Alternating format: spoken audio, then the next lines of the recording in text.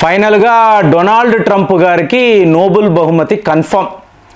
ఒకవేళ అమెరికన్స్ వాళ్ళ అధికారులు ఈయనకి రికమెండ్ చెయ్యకపోయినా భారత్, రష్యా, చైనా ఈ దేశ ప్రజలు ఖచ్చితంగా మీకు డొనాల్డ్ ట్రంప్ గారికి నోబెల్ బహుమతి ఇచ్చే తీరాలి. ఆయన ఒక బృహత్తరమైన కార్యక్రమము చేశారు అని చెప్పి మనము రికమెండ్ చేయాలి. ఎందుకు అంటే మీకు రష్యా, పుతిన్ లాంటి మేధావులు చెయ్యలేని పని డొనాల్డ్ ట్రంప్ గారు చేసి చూపించారు. అంటే ఒకే వేదికపై మీకు మోదీ గారు, జీ జిన్పింగ్, రష్యా అధ్యక్షుడు వ్లాదిమిర్ పుతిన్ వీళ్లను తీసుకువచ్చి నిలబెట్టగలిగాడు. సో ఇది డొనాల్డ్ ట్రంప్ సాధించిన అతిపెద్ద విజయం. కాబట్టి ఈయనకి నోబెల్ బహుమతి ఇవ్వాలి అని చెప్పి నేనైతే రికమెండ్ చేస్తున్నాను. ఎందుకంటే పుతిన్ గారు ఎన్నో ఏళ్ల పాటు 2020 గాల్వాన్ వ్యాలీ అనబడే అక్కడ జరిగిన సంఘటన భారతీయులు ఎవరు మర్చిపోరు. సో మనకు చైనాపై ఉండే ఈ పగ, ప్రతీకారం సో ఈ జన్మలో అయితే మీకు తీరదు. మనము చైనాను విడిచిపెట్టే అవకాశమే లేదు. కాబట్టి వాడు ఎన్ని ప్రయత్నాలు చేసినా, విశ్వ ప్రయత్నాలు చేసినా చైనాతో కలవకూడదు అని మనం చాలా పెద్ద నిర్ణయం తీసుకున్నాం. కానీ మొన్నటి నుంచి మెల్లమెల్లగా చైనా టూరిస్టులకు వీసా ఇస్తున్నాము. వాళ్ళ టెక్నీషియన్స్ భారత్ వస్తున్నారు అంటే రండి అంటున్నాము.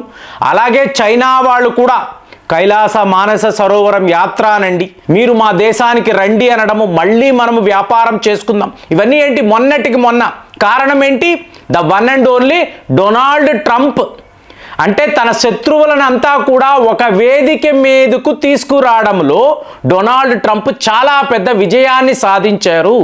ఇవాళ అమెరికా అధికారులు, ప్రజలు అందరూ బగ్గుమంటున్న విషయం ఏమిటి అంటే వాళ్ళు గొడవలు పడుతూ ఉంటే నువ్వు ఎందుకురా వెళ్ళి వాళ్ళని కలుపుతున్నావు? ఇవాళ ఒక మేధావిని అడిగారు, అమెరికా మేధావిని, ఏమండి మోదీ గారు ఆగస్టు 31, సెప్టెంబర్ 1 ఈయన చైనా వెళుతున్నారని వార్తలు మరి గత 5 ఏళ్లలో అంటే లాస్ట్ మీరు చూసారనుకోండి 2019లో ఈయన చైనా వెళ్ళారు. దాని తరువాత మీకు 2020 కరోనా, మనకు చైనాతో గొడవలు ఇవన్నీ స్టార్ట్ అయ్యాయి. సో తరువాత 5 ఇయర్స్లో ఈయన చైనా వెళ్ళలేదు. మరి ఇవాళ for the first time after 5 years China వెళ్తున్నారు కదా.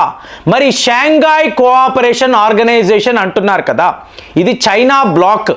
మరి ఇది యాంటీ వెస్ట్ అనబడే ఒక క్యాంపెయినా? అంటే వీళ్ళు వెస్ట్ దేశాలకు వ్యతిరేకంగా ఒక కొత్త గ్రూప్ని సృష్టిస్తున్నారా? 10 దేశాలు కదండి, ఇందులో మీకు సెంట్రల్ ఏషియా దేశాలు ఉంటాయి.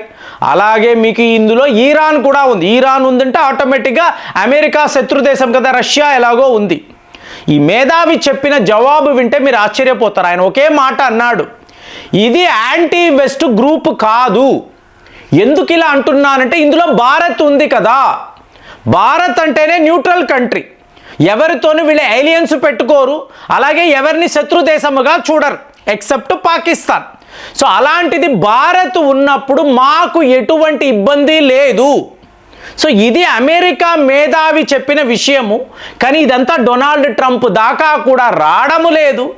అతను విశ్వ ప్రయత్నాలు చేసి మీకు రష్యా, భారత్, చైనాను ఏదో ఒక రకంగా కలపాలి అని చెప్పి చూస్తున్నాడు. ఫైనల్గా ఇది జరిగిపోయింది. సో మీకు ఆగస్టు 31 మోదీ గారు చైనా వెళుతున్నారు అనే కన్ఫర్మేషన్. కానీ ఇక్కడ మోదీ యొక్క తీరును చూడాలి. చైనాకు వెళ్ళడానికి ముందు ఈయన జపాన్ వెళుతున్నాడు. చూడండి ఎలా ఉందో ఆ ట్రిక్ను చూడండి. ఎందుకు జపాన్ వెళ్తున్నాడు? రేపు పుతిన్ గారు చైనా వస్తారు. వీళ్ళు ముగ్గురు కూడా ఒక స్టేజ్ మీద ఉండి మాట్లాడతారు. అమెరికాను ఎలా దెబ్బ కొట్టాలని వీళ్ళు ఒక చాలా పెద్ద ప్లానింగ్ చేస్తారు. ఎందుకంటే అమెరికా అనబడే దేశమే ఆసియా ఖండంలో ఉండే అతి పెద్ద 2 దేశాల మీద ఆధారపడి ఉండే ఒక ఎకానమీ, భారత్, చైనా. సో ఇప్పుడు వీళ్ళు కలిసిపోయి డొనాల్డ్ ట్రంప్కి వ్యతిరేకంగా వీళ్ళు క్యాంపెయిన్ స్టార్ట్ చేశారు అనుకోండి, మీకు అమెరికా పరిస్థితి ఊహించనే లేమండి. ఆ ధరలు మీకు ఏ లెవెల్లో ఉంటుందంటే మీకు గ్యాసోలిన్ కొట్టాలి అంటే 1కి 10 సార్లు అమెరికా వాళ్ళు ఆలోచిస్తారు. బాబోయ్ మనం ఇంతంత డబ్బులు పెట్టి ఎందుకు, అదేదో మెట్రోలో వెళదామని అనుకుంటారు. అలాంటి ఒక పరిస్థితి అమెరికాలో రాబోతుంది.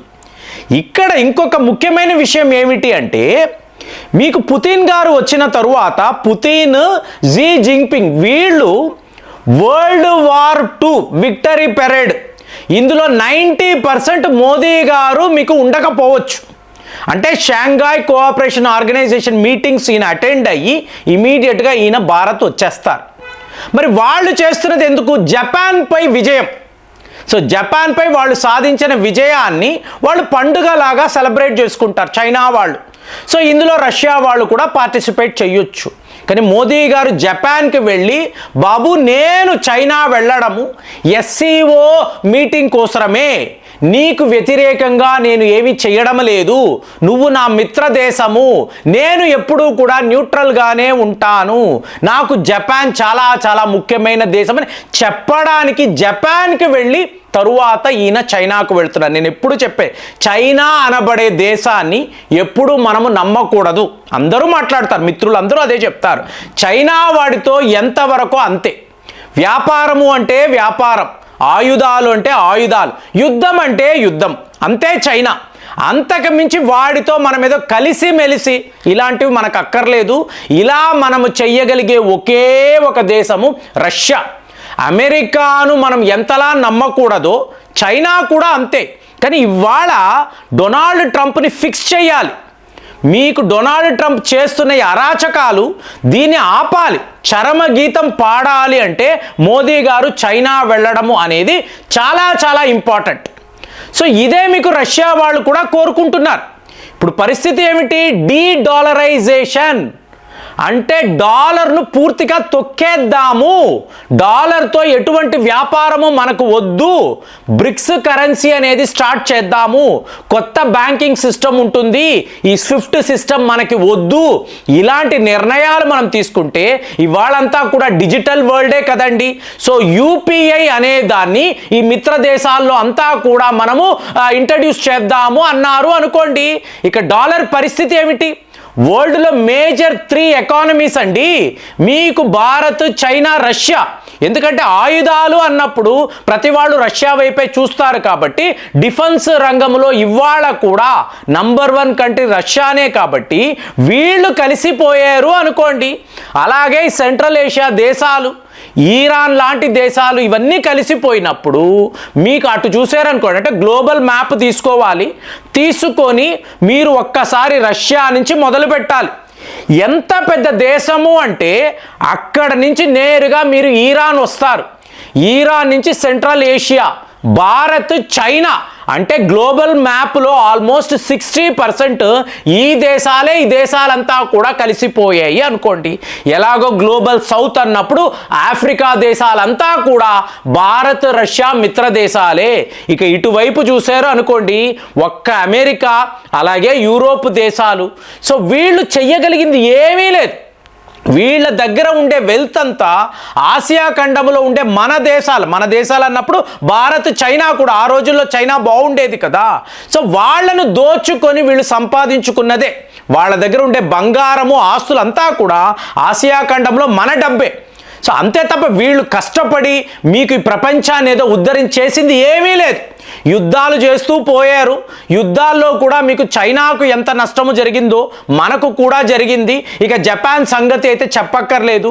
ఈ పరిస్థితిలో మీకు ఈ దేశాలంతా కూడా మీకు భారత్, చైనా, రష్యా ఒక వేదిక మీదకు వచ్చారు అనుకోండి. పాకిస్తాన్ వాడు ఉన్నాడు, మనకి ఇష్టం లేదు, కానీ రష్యా కోసం ఈ కాంప్రమైజ్. సో ఇప్పుడు ఇది అమెరికా అంటే వాళ్ళు చాలా కీన్గా అబ్జర్వ్ చేస్తున్నారు. ఏం జరగబోతుంది, వీళ్ళు ఏం మాట్లాడబోతున్నారు, ఈ పిచ్చివాడు డొనాల్డ్ ట్రంప్ ఎందుకు ఇలాంటి నిర్ణయాలు తీసుకుంటున్నాడు, దీనివల్ల ఎవరికి ఏం ఉపయోగము, ఎవరు ఏ ఆన్సర్ చేయలేకపోతున్నారు. కానీ ఈ గ్రూప్ మాత్రం, SCO గ్రూప్ మాత్రము, అలాగే బ్రిక్స్, ఇప్పుడు బ్రిక్స్ కూడా మీకు స్ట్రాంగ్ అయిపోయింది అనుకోండి. ఇది అమెరికాను పూర్తిగా మీకు ముంచేస్తుంది. కాబట్టి ఇతనికి ఒక నోబెల్ బహుమతి మన అందరం కలిసి ఇద్దాము. సో దీని గురించి మీరు ఏం ఆలోచిస్తున్నారు? నేను అంటున్నది కరెక్ట్ అని అనిపిస్తుందా? కామెంట్స్లో రాయండి. మళ్ళీ వచ్చే వీడియోలో కలుద్దాం. జై హింద్.